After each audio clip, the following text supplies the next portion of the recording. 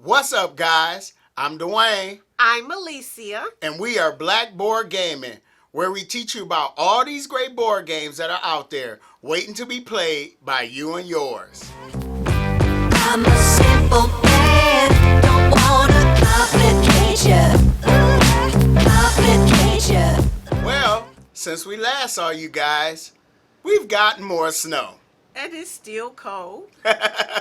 But on a good note, it's Valentine's Day. Happy Valentine's Day, sweetie. Happy Valentine's Day. So, knowing that Valentine's Day was coming up, I decided to introduce my honey to Honey Buzz. Honey Buzz was designed by Paul Solomon and published by Elf Creek Games. Let's go to the table for an overview of how this game is played. Honey Buzz is a game for 1 to 4 players where the players take on the roles of worker bees, producing and selling honey in their community. And this is Honey Buzz set up on the table. At the top, we have our hive board, and that's where we'll be sending our bees out to do their action. Below the hive board, we have our woodland board, and that's where we'll be going out to forage for nectar out in the field and going over to the market to fill orders and make victory points for the end of the game. To set up the hive board, we will first make sure we're on the correct side for the player count. We're setting up for a 2-player game, and there's 1 to 2 player up here in this left-hand corner. You can't see it. On the other side is a 3 to 4 player side. After that, we would take these hive tiles, separate them by the 6 groups of action types, and then put them in their designated spot on the board. The next thing we would do is take the queen contest cards. There are 3 different color types, so there's purple, orange, and red. We would separate them, randomly choose one from each color, and place it on the board. If this is your first game, you would choose the card that has a little star underneath the symbol and place those on the board. There are 2 different types. This one is a race type. So if you're the first to get 1 nectar each of all 4 types, you will get that first player bonus, which is $20.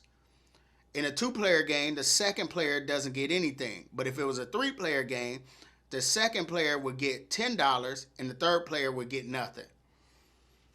And the cards that have the crown symbol, if you're the one that has the most nectar at the end of the game, you would get 20 points at the end of the game. This one is the most orders filled, and you would get 20 points at the end of the game. To set up the woodland board, we will first make sure we're on the correct side of the board. So we're playing a regular variant, so we will make sure we're on the A side, which is up in the left-hand corner. Then we would take these nectar tiles, shuffle them up, and randomly place them on the board. We have 4 types of nectar. There's wildflower, cherry blossom, acacia, and rosemary. In a 2-player game, we will remove 2 nectar tiles of each type and then place them on the board up to the number of players. So here is 2-player, then you got 3-player over here, 4-player over here. Once we do that, each player in reverse order will place their forage tile over to the left of this. So second player will place theirs first, first player will place theirs second. Then we will set up the market board.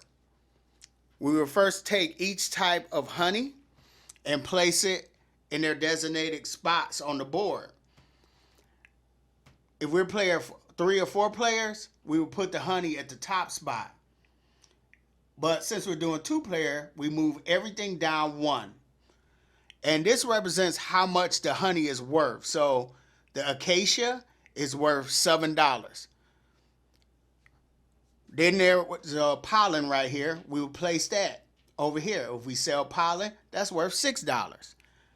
Then we would take order cards and randomly place them into this area in 3 stacks. There are large order cards and small order cards. For a 2-player game, you take 2 large order cards and then a small order card on top and place them in each of these spots. And then you will reveal the top card. So in each stack, there's 3 orders to be filled. We would then take all the types of honey, the pollen, and all the money in the game and place it near the game board in reach of all players. And then each player would choose a player color and then get their player board. They would get their 10 meeples of that color. They're cute. They would get their 4 starting hive tiles based on the color on the back. They would get this fan token, place it on their player board. They would get their forage token, which I showed already placed on the woodland board. And they will also get a player aid card. Then whoever got up the earliest will be chosen as the first player, and they will get this first player token. The first thing they would do is they will draw a configuration card, and they will place their starting tiles in that configuration. So there are several configuration cards, but being that this is our first game, you will use the one with the star. So first game, draw the one get the one with the star and place your tiles in that configuration. You can place it in any orientation, so you could turn it this way or whatever, horizontal or vertical, but it has to be in that configuration. Once the first player do that, then all other players have to place their starting tiles in the exact same configuration and orientation.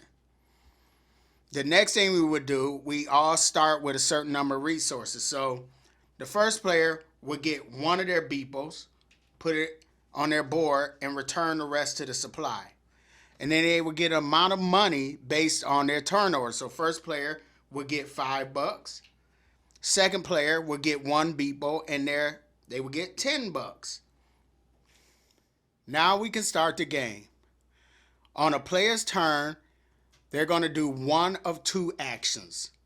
They can either place a worker beeple or recall all your worker beeples. To place a worker beeple, you would take a beeple from your playmat and place it in any one of these areas. So let's say I do this, and then I take a tile from that corresponding area. And I'll explain what we do with these tiles in a minute. Now, let's say on the next turn, a player wants to place their beeples in the same spot. But in order to do that, they have to place one more beeple than the last player that went to that area. So in order for the next player to go there, they have to place 2 beeples.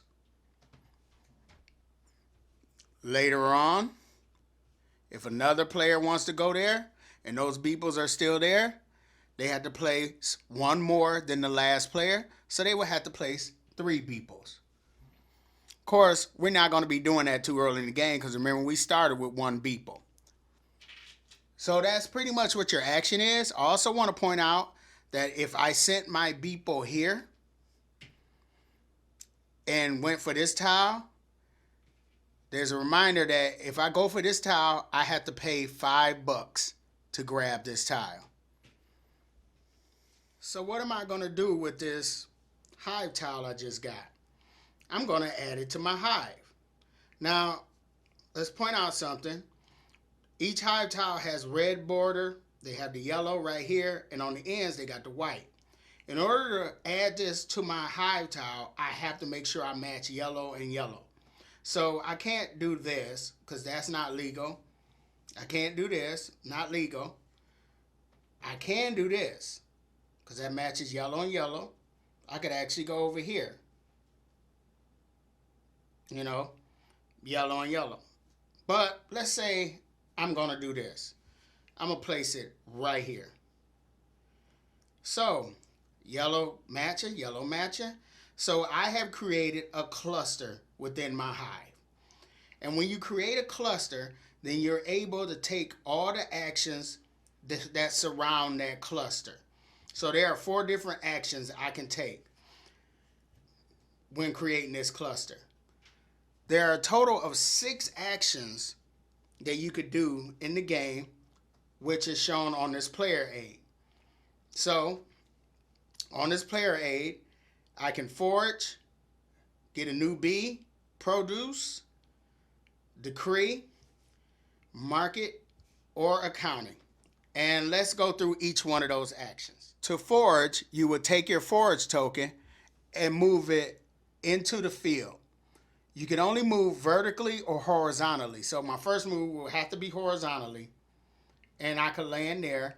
And then if I wanted to move an extra space, I could spend $2 to move an extra space. So let's say I just do that. And then if that empty cluster, if I can fit that nectar tile into that empty color, match up these the outlines, I will put it there. But it doesn't match. So I am just going to get a pollen from the supply and put it on my player board. To do the new bee action, I will take one of the beepos from the supply and place it in this area here. So now when I do my recall, my worker beepos, not only will I get the one bee that I started with, but I will also get any bees that I have in this new bee area. So I forgot to mention that these actions can happen in any order. So I did the forage action, which got me that pollen. I did the new bee action, and I placed my new bee into that space on the high board. Now I got the decree action. So what the decree action does, it allows me to copy any of the other actions in the game, which is why if you send your bee there to get that tile, it's going to cost you $5 because that's a while.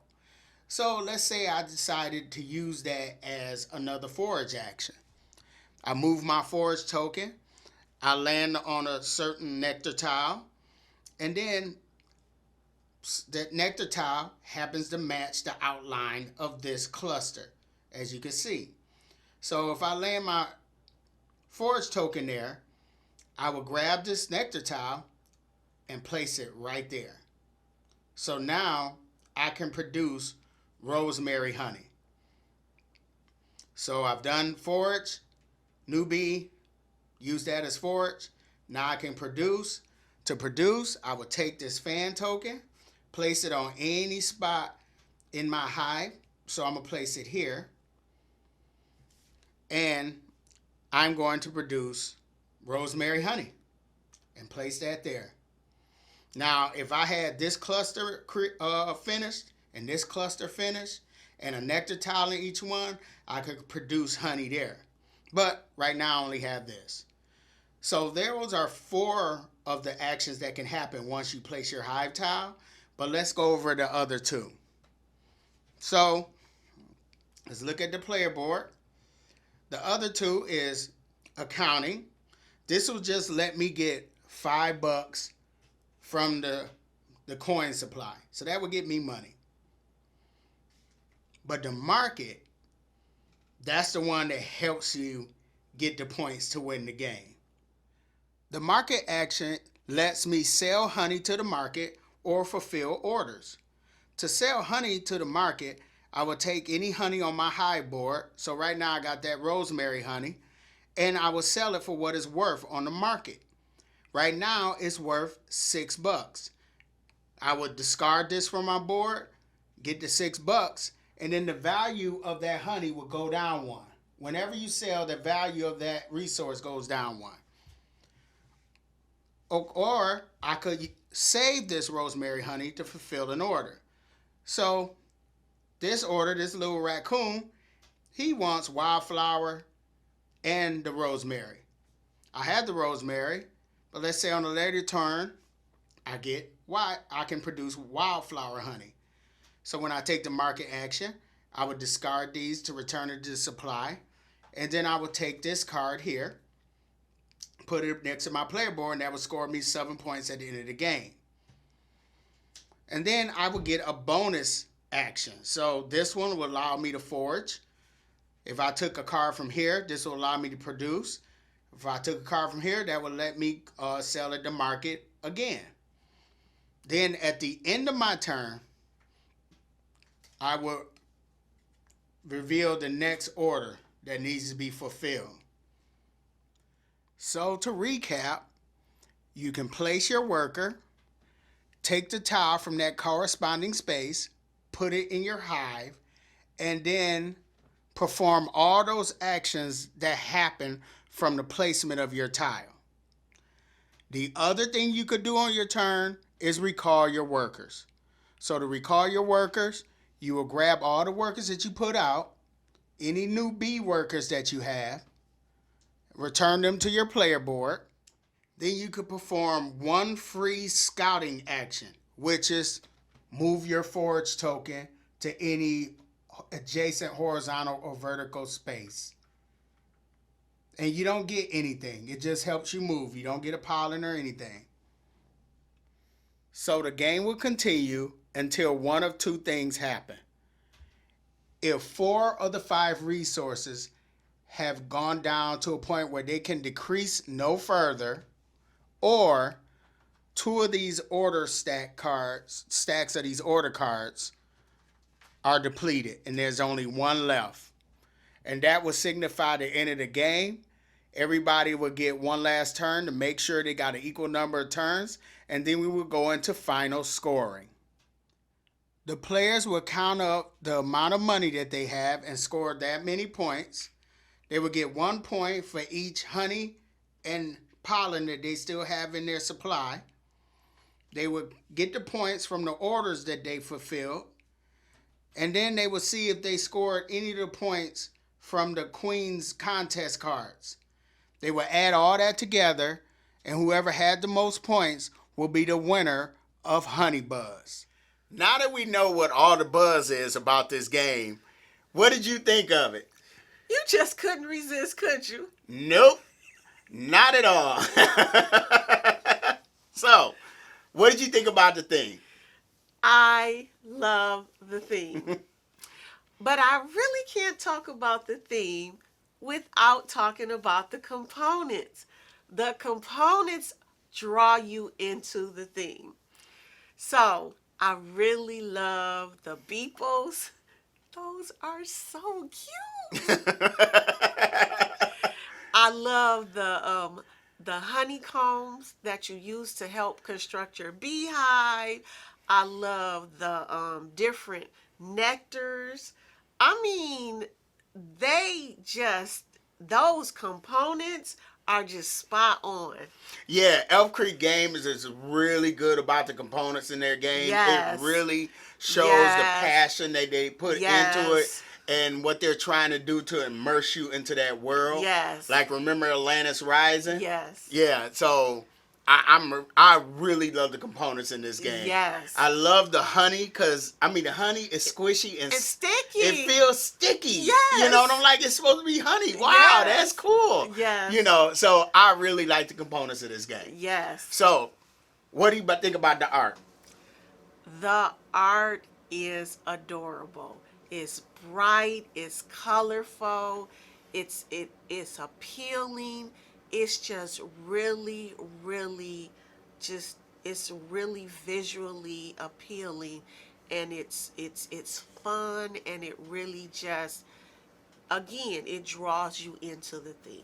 Yeah, I really love the art of this game. It really does make me feel like I'm outside. Yes. You know, it makes me anticipate spring with all this Yes. snow we got outside. Yes. You know, and now I'm looking forward to smelling the flowers and the grass. You know, Yes, I yes. mean, so yeah, the art in this game is amazing. I think it's It's amazing. very well done. Okay, so what did you think about the mechanics?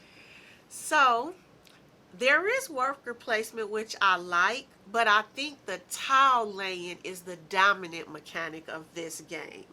Yeah, I get it. Yeah, I understand what you're saying because that's what I like about this game is, you're sending your beepos out to grab a tile. So that's all they're doing. That's all they're doing. But when you grab that hive tile and you're trying to put it into your beehive, that's where the interesting part of the game comes in. Because you're like, because when you place your hive tile, then you get to activate all these abilities. So it takes a little planning.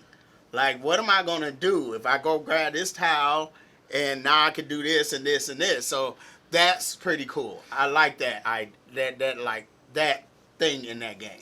Yes, yes. So to me, it does have worker placement, but that's not the main component. The main component is the tile laying. Yeah. And to me, the tile laying is multi-layered in that, of course, you have to match the yellow to yellow, but what you're really trying to do is figure out which nectar how you're going to line them up to get the nectar that matching nectar. Yes. So you can start producing honey. Right, and that requires some planning. That requires some planning.